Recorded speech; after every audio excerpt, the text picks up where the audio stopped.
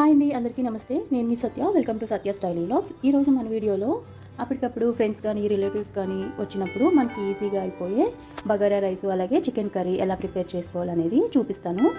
Friends, ఎవరైతే first time మన channel చూస్తున్నారో సబ్స్క్రైబ్ చేసుకోవడం అయితే మర్చిపోకండి. వీడియో కనుక నచ్చితే లైక్ చేయండి. వీడియోని స్కిప్ చేయకుండా లాస్ట్ వరకు అయితే చూసేయండి.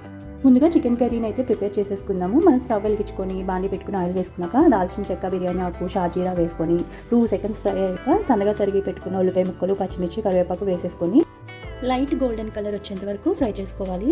తర్వాత టమాటా ముక్కల్ని కూడా వేసేసుకొని అవి సాఫ్ట్ అయ్యేంత వరకు ఫ్రై చేసుకోవాలి. ఒక టమాటో అయితే సరిపోతుంది. టమాటా ముక్కలు కూడా సాఫ్ట్ అయ్యాక అల్లం వెల్లుల్లి పేస్ట్ వేసుకొని అది పచ్చివాసన పోయేంత వరకు ఫ్రై చేసుకున్నాక మనం కడిగి పెట్టుకున్న చికెన్ ముక్కల్ని వేసేసుకొని అందులోని ఉప్పు, పసుపు వేసుకొని బాగా మిక్స్ చేసుకొని ఉడకనివ్వాలి.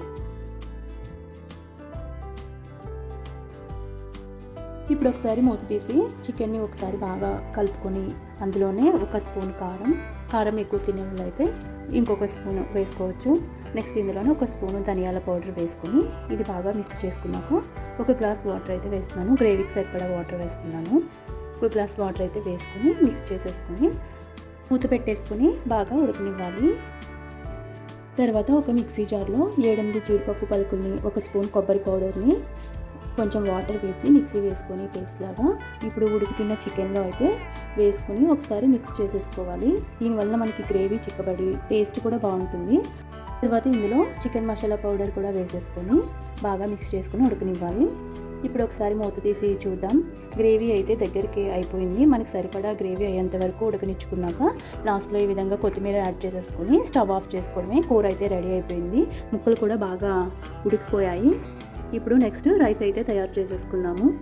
రైస్ని అయితే చాలా సింపుల్ వేలో ఈజీగా తయారు చేసేసుకోవచ్చు. రైస్ గిన్నె పెట్టేసుకుని ఆయిల్ వేసుకున్నాక బిర్యానీ దినుసులు వేసుకుని అవి 3 సెకండ్స్ అలా ఫ్రై చేసుకున్నాక ఇందులో ఒక 4 పచ్చిమిర్చి ముక్కలుగా కట్ చేసుకుని వేసేసుకుని ఉల్లిపాయని పొడవు ముక్కలుగా కట్ చేసుకుని వేసేసుకున్నాక ఇందులోనే ఒక స్పూను అల్లం వెల్లుల్లి పేస్ట్ వేసుకుని పచ్చివాసన పోయేంత వరకు ఫ్రై చేసుకోవాలి. తర్వాత కొత్తిమీర, పుదీనాను కూడా వేసేసుకొని ఒక 2 సెకండ్స్ అలా ఫ్రై చేసుకున్నాక మనం ఏ కప్పుతో అయితే బియ్యాన్ని తీసుకున్నామో అదే కప్పుతో అయితే వాటర్ని వేసుకోవాలి. నేను ఈ కప్పుతో 3 కప్స్ రైస్ అయితే తీసుకున్నాను. సో నేను 4.5 కప్స్ వాటర్ అయితే వేసుకున్నాను. సో కప్పు రైస్కి కప్పున్నర వాటర్ అయితే వేసుకోవాలి. ఆ చప్పున అయితే నేను 4.5 కప్స్ అయితే వాటర్ వేసాను.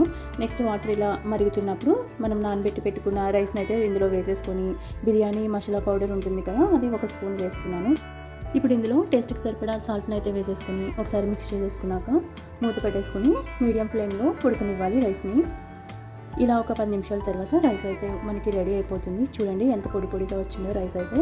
ఈ విధంగా సింపుల్ వేలో ఈజీగా అప్పటికప్పుడు బగారా రైస్, చికెన్ కర్రీ ఇలా తయారు చేసేసుకోవచ్చు.